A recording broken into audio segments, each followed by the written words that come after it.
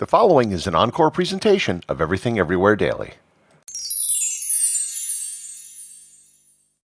In the early 17th century, Japan was witness to a samurai who was arguably its greatest warrior ever. He wasn't just one of the greatest swordsmen in history. He was also a philosopher, a writer, an artist, and in contravention to the samurai code at the time, he was also a vagabond. Today, he's considered a saint of Japanese martial arts, and he's been portrayed in Japanese movies and books. Learn more about Miyamoto Musashi, Japan's greatest swordsman, on this episode of Everything Everywhere Daily.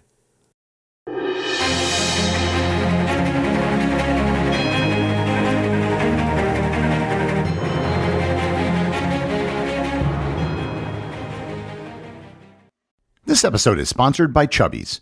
Now that summer is here, your shorts shouldn't hold you back, and Chubbies gets that.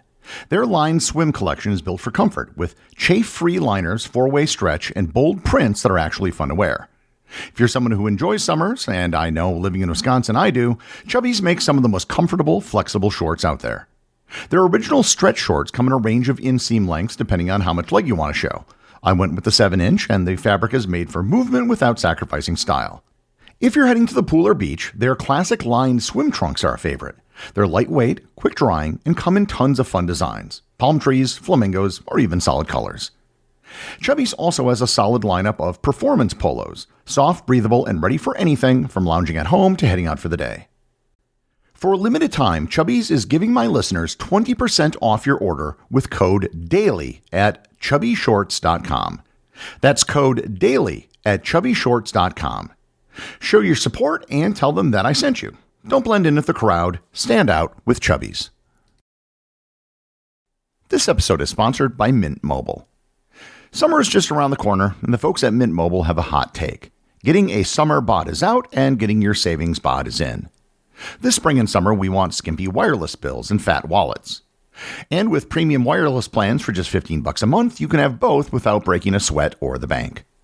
With Mint Mobile, I am able to use the exact same network on the exact same cell towers as I used before with my exact same phone and exact same phone number. What is different are the monthly bills, which are a lot less. All plans come with high-speed data and unlimited talk and text delivered on the nation's largest 5G network. This year, skip breaking a sweat and breaking the bank. Get your summer savings and shop premium wireless plans at mintmobile.com/EED. That's mintmobile.com/EED. Upfront payment of $45 for 3-month 5GB plan required, equivalent to $15 a month. New customer offer for first 3 months only, then full price plan options available. Taxes and fees extra. See Mint Mobile for details.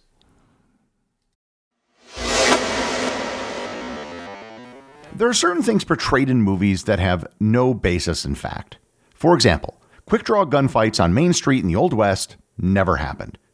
If you remember back to my episode on the Wild West, the entire trope of gunfighters standing in the middle of the street and shooting each other is all based on a single incident that was more of an ambush than an actual duel. That being said, there were times and places in history where dueling was quite popular. One such time and place was Japan in the early 17th century.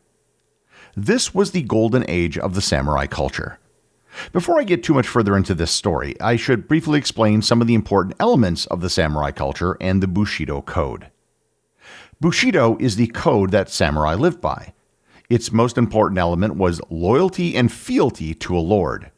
You would fight for your lord, obey his commands, and do absolutely nothing to dishonor him. The honor and reputation of a samurai were their most important personal assets. Their honor had to be upheld at all costs, even at the expense of their own life.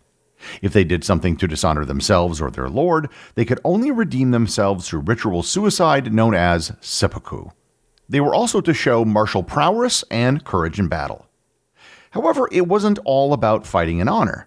Samurai were to show compassion, honesty, politeness, and self-discipline. They also placed a high value on education, art, and poetry.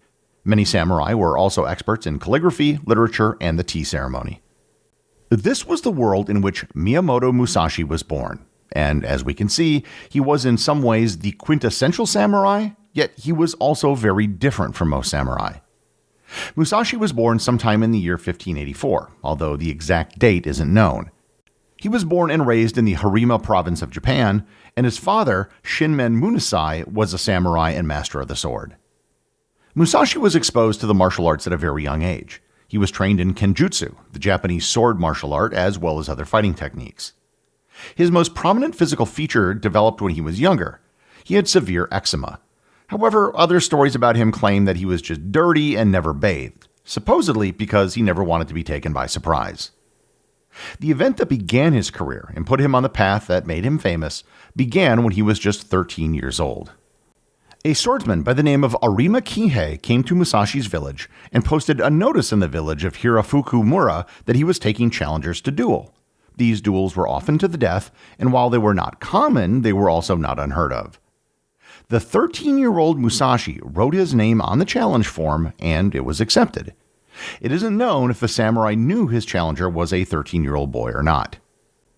Musashi's uncle was shocked by this and went to Kihei to try to get him to call off the duel due to his nephew's age.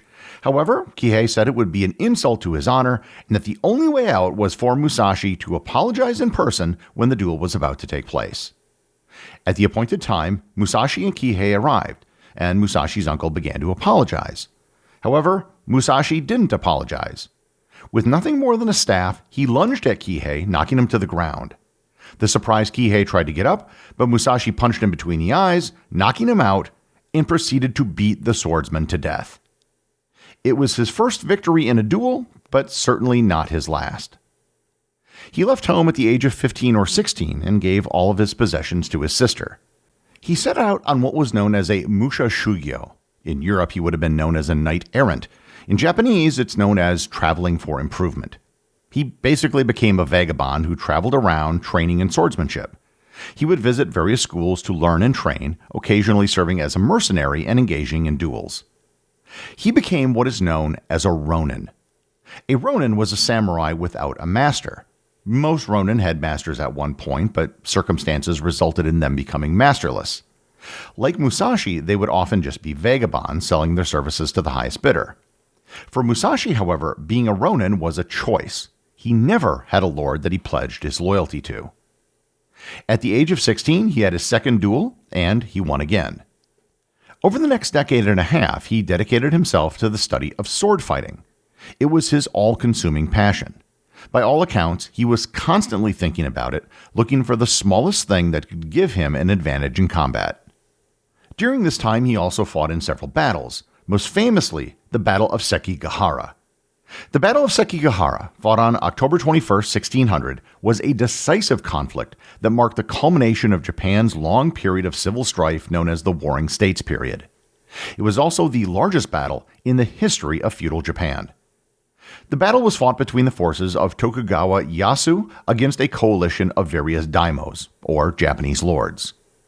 Tokugawa Ieyasu won the battle and established the Tokugawa shogunate, which lasted for 250 years.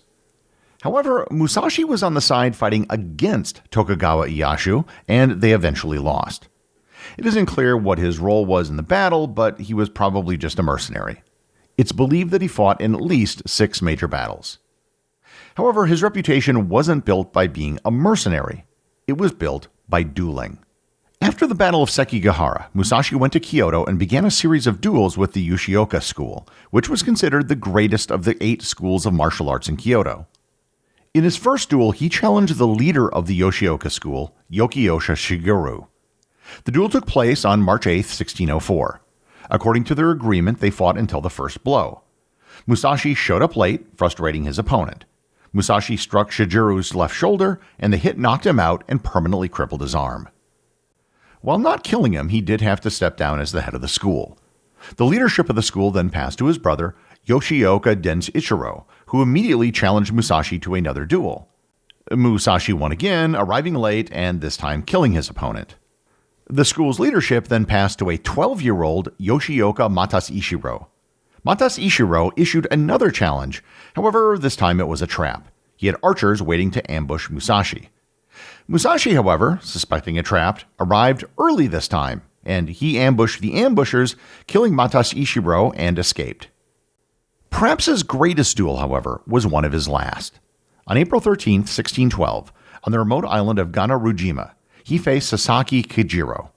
It's one of the most famous and emblematic encounters in the annals of Japanese martial arts history. Sasaki Kojiro was a master swordsman who may have been the most formidable opponent that Musashi ever faced. He was known for his turning swallow cut, which used a long sword called a nodachi, which he named the drying pole. Musashi, on the other hand, chose a very unconventional approach for the fight. He arrived late, as normal, deliberately provoking Kojiro, and wielded a wooden sword that he carved from an oar on the way there, symbolizing his unconventional tactics and mindset. Despite orders given to the public that they should not attend, hundreds of spectators showed up to witness the duel. The duel was very swift, with Musashi striking a fatal blow to Kojiro's head, showcasing his master of strategy, timing, and the element of surprise, all using a wooden sword. His duel with Kojiro was one of his last, but it was certainly not the end of his story. Musashi's later years were dedicated to refining his martial arts techniques, teaching, and engaging in other pursuits such as painting, sculpting, and calligraphy. He developed a style known as the Niten Ichiru, or two heavens as one, which focused on the simultaneous use of two swords. He continued to travel, visiting other martial arts schools, always trying to improve his craft. In 1634, he took part in his last known duel. He fought Takada Matabi, a fighter adept at the spear. Towards the end of his life, he compiled his years of knowledge into what had become one of the greatest treatises on martial arts ever, Gorin no Sho, also known as the Book of Five Rings. The book is divided into 5 parts, each named after one of the elements that the Japanese thought made up the world. Part 1 is the Book of Earth.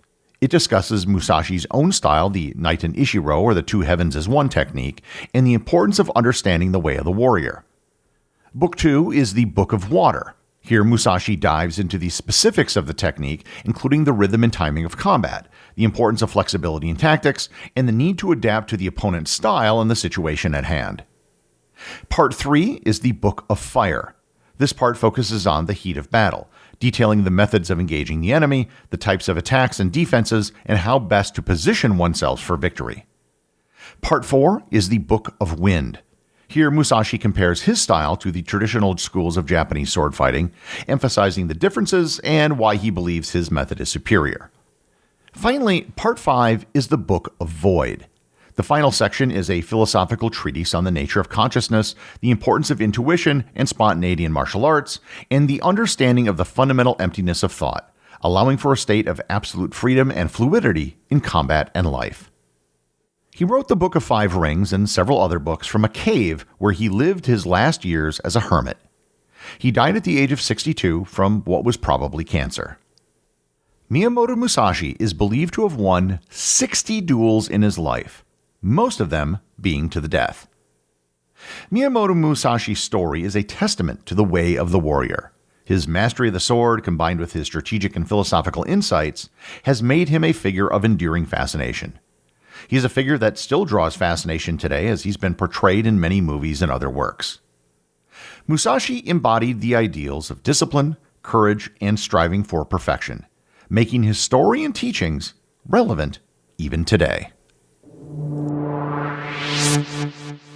The executive producer of Everything Everywhere Daily is Charles Daniel. The associate producers are Austin Oakton and Cameron Kiefer. I want to thank everyone who supports the show over on Patreon. Your support helps make this podcast possible. I'd also like to thank all the members of the Everything Everywhere community who are active on the Facebook group and the Discord server. If you'd like to join in the discussion, there are links to both in the show notes. And as always, if you leave a review or send me a boostagram, you too can have it read on the show.